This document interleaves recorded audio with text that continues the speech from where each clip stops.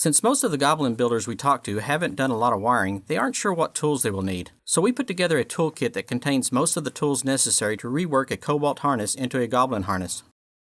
Micro flush wire cutters are probably the tool you will use the most. They're great for cutting zip ties and small wires. Strip, twist, solder, then heat shrink will become very familiar to you while reworking the harness, so a fresh sharp pair of strippers are nice to have. Also, these stripper cutters are better for cutting the larger wires than the micro flush cutters. To connect some of the larger wires, we crimp a copper collar to hold the wires in position while soldering. These crimpers also come in handy while adding accessories such as phone chargers and radios.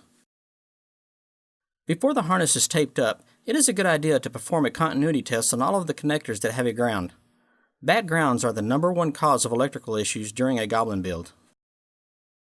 We were able to source a soldering iron that can not only be adjusted low enough to solder the small wires, but also hot enough to solder the very large wires such as the power steering and BCM power wires. The soldering iron comes with a stand that you fold out and can be screwed to a table. I prefer attaching it to a piece of wood that can be moved around. There are 6 different tips for the soldering iron. Almost any of them work well for the smaller wires, but for the larger wires, it is best to choose a tip that is able to contact the wire with as much surface area as possible.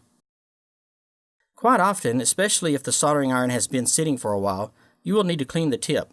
The sponge we supply will not melt and works very well as long as you keep it moistened. It is a good idea to put some solder back on the tip after cleaning. If you have any questions about the kit, send us an email or give us a call.